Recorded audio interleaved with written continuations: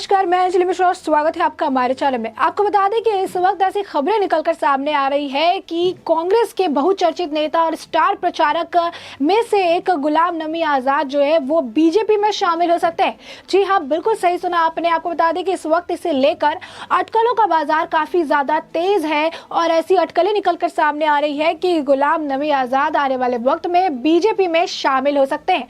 और आपको बता दें कि इन अटकलों के पीछे का कारण क्या है। इन अटकलों के पीछे का दो कारण है। पहला कारण जो है वो ये है कि कल आरपीएन सिंह जो है वो बीजेपी में शामिल हो गए और ऐसे में तब से ही ये अटकलें लगाई जा रही थी कि गुलाम नबी आजाद भी हो सकते हैं। इसके बाद आपको बता दें कि कल एक और ऐसी इंसिडेंट हुई जिसपे लोगों को भरोसा हो गया कि गुलाम नबी आजाद जो है वो बीजेपी में शामिल हो सकते हैं। वो ये था कि गुलाम नबी आजाद ने अपने ट्विटर हैंडल पर अपने बायो से उन्होंने कांग्रेस का नाम हटा दिया था। जी हाँ, बिल्कुल सही सुना आपने। कांग्रेसी नेता होने के बावजूद उन्होंने कांग्रेस का नाम हटा दिया और ऐसे में इन खबरों से कांग्रेस को भी बड़ा झटका लगा है, क्योंकि कल ही उन्हें एक बहुत बड़ा झटका लगा था। ऐसा झटका जिसने झारखंड की नींव हिलाकर रख दी थी। झारखंड में सरकार गिराने तक की बातें निकलकर सामने आ रही थी और वो थे आरपीएन सिंह के बीजेपी में शामिल होने, क्योंकि उनकी पकड़ काफी ज्यादा मजबूत बताई जा रही थी। और ऐसे में कल ये कहा जा रहा था कि आरपीएन सिंह जिस तरीके से शामिल हुए हैं ऐसे में झारखंड में सरकार तक गिर सकती है। तो एक तरफ वहां पर कांग्रेस को झटका लगा था और दूसरी तरफ जिस तरीके से गुलाम नबी आजाद की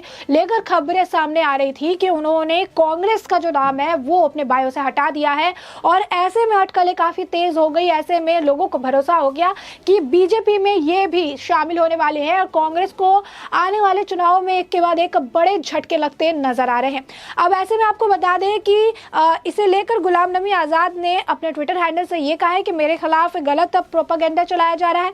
मैंने अपने अकाउंट से, अपने ट्विटर प्रोफाइल से ना कुछ हटाया है और ना ही कुछ ऐड किया है। मेरा प्रोफाइल जैसा था वैसा ही है। अब ऐसे में आपको बता दें कि इससे पहले भी एक और कांग्रेस के नेता थे, उनका भी कुछ ऐसा ही मिलता जुलता बयान था। वो थे ज्योतिरादित्य सिंधिया। उन्होंने भी यही कहा था कि उन्होंने कुछ हटाया नहीं, कुछ ऐड नहीं किया, लेकिन उसके बाद वो बीजेपी में शामिल हो गए थे। अब ऐसे में जिस तरीके से संभावनाएं बन रही है, ऐसे में तो यही समझ में आ रहा है कि गुलाम नबी आजाद जल्द से जल्द बीजेपी में शामिल हो सकते हैं और आने वाले वक्त में इस बात से पर्दा भी उठ जाएगा कि आखिर गुलाम नबी आजाद इसे लेकर कितना ज्यादा सीरियस है या फिर क्या सच में वो बीजेपी में शामिल हो रहे हैं या नहीं। साथ ही साथ आपको बता दें कि गुलाम नबी आजाद को पद्म भूषण अवार्ड के लिए भी देश के प्रधानमंत्री नरेंद्र मोदी की तरफ से जो उनका नाम सामने आया है, जिसके बाद से अब राहुल गांधी और सोनिया गांधी उन पर प्रेशर डाल रहे हैं, उन्हें काफी ज्यादा प्रेशराइज कर रहे हैं ताकि वो अवार्ड वापस कर दे। लेकिन गुलाम नबी आजाद की तरफ से अभी किसी भी तरीके का कोई बयान नहीं आया है जिसमें वो अवार्ड वापस करने की बात कहते हुए नजर आ रहे हैं। यानी साफ तौर पर एक बड़ा अवार्ड होता है, पद्म भूषण अवार्ड सबसे उच्च नागरिक अवार्ड होता है और ऐसे में उन्हें इस अवार्ड के लिए नवाजा गया है। लेकिन कांग्रेस यहाँ पर भी राजनीति कर रही है, कांग्रेस यहाँ पर भी सियासी खेल करती नजर आ रही है और उनके ऊपर दबाव डाल रही है ताकि वो पद्म भूषण अवार्ड को वापस कर दे, क्योंकि कहीं ना कहीं इसमें कांग्रेस की इनसिक्योरिटी नजर आ रही है। कहीं ना कहीं उन्हें ये लग रहा है कि अगर इन्हें पद्म भूषण अवार्ड दिया जाएगा तो कहीं ये बीजेपी में तो शामिल नहीं हो जाए, ये बीजेपी की कोई टैक्टिक्स तो नहीं है, ये बीजेपी की तरफ से कोई एजेंडा तो नहीं है जिसके वजह से गुलाम नबी आजाद को अपनी तरफ करने की कोशिश की जा रही है। अब आपको बता दें कि इसमें इतनी अनश्योरिटी क्यों है, इसे लेकर जो है इतनी ज्यादा जो है सोनिया गांधी कहिए, राहुल गांधी कहिए कि इतने ज्यादा वो इनसिक्योर क्यों नजर आ रहे हैं। इसीलिए क्योंकि गांधी परिवार के पहले वफादारों से, जितने भी कांग्रेस नेता है जो गांधी परिवार के काफी वफादार है, पहले तो वो लगातार गुलाम नबी आजाद की आलोचना करते रहते हैं। साथ ही साथ उनके पार्टी के भीतर यानी गुलाम नबी आजाद ने पार्टी के भीतर बेहतर नेतृत्व की मांग की थी और उन्होंने G23 मतलब G23 समूह के हिस्से के रूप में सोनिया गांधी से संपर्क किया था। पत्र लिखे गए थे और कहा गया था, बाद में आपको बता दें कि उनके कई बयान भी सामने आए थे। उन्होंने कहा था कि अगर बेहतर नेतृत्व नहीं रखा जाएगा कांग्रेस में तो आने वाले 50 सालों तक कांग्रेस जो है वो विपक्ष में ही बैठी रहेगी, यानी आने वाले 50 सालों तक कांग्रेस सत्ता में नहीं आ सकती है। यानी साफ तौर पर इसे एक बागी सुर के तौर पर देखा गया था। अब ऐसे में आपको बता दें कि गुलाम नबी आजाद को पद्म भूषण दिए जाने को लेकर अब कांग्रेस नेताओं के बीच जो है काफी ज्यादा एक मतभेद देखने के लिए मिल रहा है। एक दूसरे के ऊपर ही वो निशाना साध रहे हैं। शुरुआती कांग्रेस के नेता जयराम रमेश ने किया, जो उन्होंने अपने ट्विटर हैंडल पर ट्वीट किया। आपको बता दें कि उन्होंने अपने ट्विटर हैंडल पर नहीं नाम लेते हुए भी गुलाम नबी आजाद पर तंज कसा।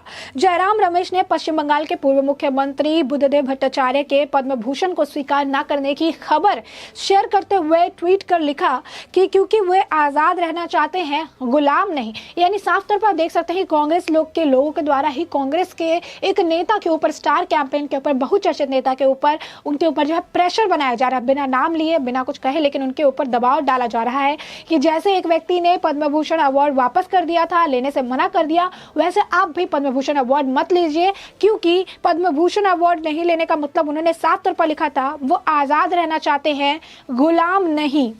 अब बता दें कि जयराम रमेश के इस ट्वीट का जो है इशारा गुलाम नबी आजाद के तरफ था, जिन्होंने मोदी सरकार के पद्म भूषण देने की घोषणा की है। गुलाम नबी आजाद कांग्रेस के इस गुट का सदस्य माना जाता है, जहां पर पार्टी के शीर्ष नेता नाराज हैं और समय समय पर अपना विरोध करते रहते हैं। यानी साफ तौर पर उनके पद्म भूषण मिलने के जो ये खबर निकल कर सामने आई कि उससे कांग्रेस के लोग खुश नहीं है, उससे कांग्रेस के बीच में भी ऐसे लोग हैं जो अब उन पर दबाव बनाने की कोशिश कर रहे हैं। कहीं ना कहीं हाईकमान भी इसमें शामिल है, यानी सोनिया गांधी और राहुल गांधी के तरफ से भी उन पर इस तरीके से दबाव बनाया जा रहा है कि देश के प्रधानमंत्री नरेंद्र मोदी द्वारा जो ये पद्म भूषण अवार्ड उन्हें देने की बात कही जा रही है, वो उसे वापस कर दे। आपको बता दें कि अब इसी गुट के नेता कपिल सिब्बल ने गुलाम नबी आजाद के पद्म भूषण देने की जो है तारीफ की है, उन्होंने उन्हें बधाई दी है। कपिल सिब्बल ने ट्वीट कर कहा है, बधाई भाईजान, ये विडंबना है कि जब देश सार्वजनिक जीवन में उनके योगदान को मान्यता दे रहा है तो कांग्रेस को उनकी सेवाओं की जरूरत नहीं है। आप साफ तौर पर देख सकते हैं कि यहाँ पर ये तंज जो है कांग्रेस के ऊपर कसा गया है कि जहाँ पर देश उनके काम को सराह रहा है, जहाँ पर देश उनके काम की तारीफ कर रहा है, उन्हें योगदान को मान्यता दे रहा है, तो वही कांग्रेस को इनकी जरूरत नहीं है, कांग्रेस को इनकी सेवाओं की जरूरत नहीं है, जो साफ तौर पर नजर आ रहा है। कि यहाँ पर भी आपको बता दें कि इस तरीके के बयान भी कहीं ना कहीं इशारा करते हैं कि आने वाले वक्त में जो कांग्रेस उन्हें यूजलेस समझ रही है, जिनको उनके काम की जरूरत ही नहीं है, उनके जो है योगदान सेवाओं की जरूरत नहीं है, ऐसे में हो सकता है कि वो बीजेपी की तरफ जो है अपना रुख करते नजर आए, क्योंकि कांग्रेस की तरफ से तो इस तरीके के बयान नजर आ रहे हैं कि उनको उनकी सेवाओं की जरूरत नहीं है। और यही बात जो है कपिल सिब्बल भी कहते नजर आ रहे हैं कि जहां पर देश इनकी योग्यताओं को लेकर उन्हें सम्मानित करना चाहता है, उनकी सराहना कर रहा है, तो वही इनकी सेवाओं की जरूरत कांग्रेस पार्टी को नहीं है। आपको बता दें कि राज्यसभा सांसद रहे गुलाम नबी आजाद एक समय में सदन में विपक्ष के नेता थे, लेकिन पिछले साल कार्यकाल पूरा हो जाने के बाद कांग्रेस ने उन्हें फिर से जो है राज्यसभा नहीं भेजा था। जी हाँ, बिल्कुल सही सुना आपने। आपको बता दें कि एक समय कांग्रेस की अध्यक्ष सोनिया गांधी के करीबी रह चुके गुलाम नबी आजाद ने 2020 में उस समय चर्चा में आए थे, जब कुछ पार्टी के नेताओं ने चिट्ठी लीक हुई थी, उसमें कांग्रेस के जो नेतृत्व के लिए चुनाव करने की मांग की गई थी और चिट्ठी के में गुलाम नबी आजाद का भी नाम शामिल था। और इसके बाद आपको बता दें गुलाम नबी आजाद खुलकर सामने आए और एक इंटरव्यू भी दिया था उन्होंने, और इस इंटरव्यू में उन्होंने कहा था कि अगर कांग्रेस के अध्यक्ष पद का चुनाव नहीं हुआ तो पार्टी अगले 50 सालों तक विपक्ष में ही बैठी रहेगी, यानी सत्ता में नहीं आ सकेगी। और इसके बाद आपको बता दें कि गुलाम नबी आजाद से कांग्रेस का महासचिव पद भी छीन लिया गया था। तो आप साफ तौर पर देख सकते हैं कि कांग्रेस के एक नेता है, लेकिन कांग्रेस में इन्हें सही दर्जा, सही सम्मान नहीं मिल रहा है। एक बयान पर उनसे महासचिव का पद छीन लिया जाता है। कांग्रेस के नेता होने के बावजूद कांग्रेस के ही लोग उन पर आए दिन तंज कसते नजर आते हैं। पद्म भूषण अवार्ड मिलने पर उनकी तारीफ करना, उनको बधाई देने के बजाय उनके ऊपर अब दबाव डालने की कोशिश कर रहे हैं कि पद्म भूषण जैसे उच्च सम्मानित एक जो है अवार्ड है, उसे वो वापस कर दे। यानी साफ तौर पर ये कांग्रेस की सोच को दर्शाता है, जहां पर एक व्यक्ति को उसके योगदान के लिए सम्मान मिल रहा है, तो वहां पर भी इस राजनीति को वो खोजते नजर आ रहे हैं। राजनीति में जो है इस मुद्दे को भी खींचते नजर आ रहे हैं। यानी साफ तौर पर वो काफी ज्यादा इस मामले को लेकर इनसिक्योर है। खुद जो है कांग्रेस में ये नेता है, बहुचर्चित नेता है, काफी ज्यादा इन्होंने काम किया है कश्मीर में, लेकिन इनके कामों की सराहना नहीं की जा रही है, इनके बयानों पर इनसे पद छीन लिया जा रहा है, इन्हें सम्मान नहीं दिया जा रहा है। लेकिन वही एक तरफ एक डर भी है कि कहीं ये बीजेपी में ना चले जाए। तो यानी ये जो दोहरा कांग्रेस का चेहरा है कि कोई व्यक्ति चाहिए भी नहीं, किसी की सेवाएं चाहिए भी नहीं, किसी की योगदान को लेना भी नहीं है, लेकिन उसे बीजेपी में जाने भी नहीं देना है। क्यों? क्योंकि इससे कांग्रेस की इमेज पे फर्क पड़ने वाला है, और यही कारण है कि कांग्रेस इसे लेकर इस वक्त काफी ज्यादा एक्टिव नजर आ रही है। और कहीं ना कहीं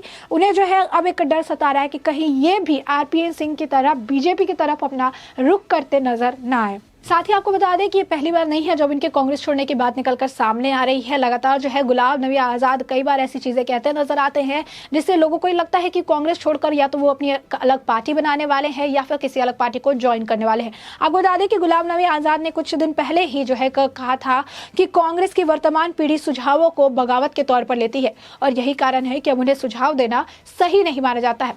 अब ऐसे में आपको बता दें कि ये इनके बागी सुर माने जाते हैं। उन्होंने खुद कहा कि इसे बगावत कहा जाता है, और इसी तरीके तरीके की जो बातें हैं वो अपनी बात जो है निडरता से सामने रखते हुए नजर आते हैं, और यही कारण है कि इस वक्त माना जा रहा है कि वो बीजेपी की तरफ अपना रुख कर सकते हैं और आने वाले वक्त में बीजेपी में शामिल हो सकते हैं। आपको बता दें कि उनकी पकड़ जो है कश्मीर में काफ़ी अच्छी है, उन्हें कश्मीर में काफ़ी ज़्यादा काम किया था, और ऐसा भी कहा जा रहा है कि कहीं ना कहीं भारतीय जनता पार्टी यानी बीजेपी इन्हें लेकर रणनीति भी तैयार कर रही है, क्योंकि कश्मीर में बीजेपी का इतना ज़्यादा होल्ड जो है नहीं नजर आता है। और यही कारण है कि कहीं ना कहीं गुलाम नबी आज़ाद के जरिए बीजेपी जो है उसे तीसरी बड़ी पार्टी बनाने की कोशिश करेगी, तीसरी जो है बड़ी ताकत बनाने की कोशिश करेगी, और ये कहीं ना कहीं अगर ये कोशिश की जाएगी तो ये साकार भी रहेगी। और यही कारण है कि अब गुलाम नबी आज़ाद को लेकर अटकलों का बाजार काफ़ी तेज है कि आने वाले वक्त में आरपीएन सिंह की तरह एक और झटका भी जो है कांग्रेस को लग सकता है, और गुलाम नबी आज़ाद भी अब बीजेपी की तरह का रुख करते नजर आएंगे। आने वाले वक्त में क्या कुछ होने वाला है ये तो वक्त के साथ ही साफ हो पाएगा। तब तक के लिए इस पूरे मुद्दे पर आपकी जो भी राय हो हमें कमेंट सेक्शन में कमेंट करके जरूर बताएं।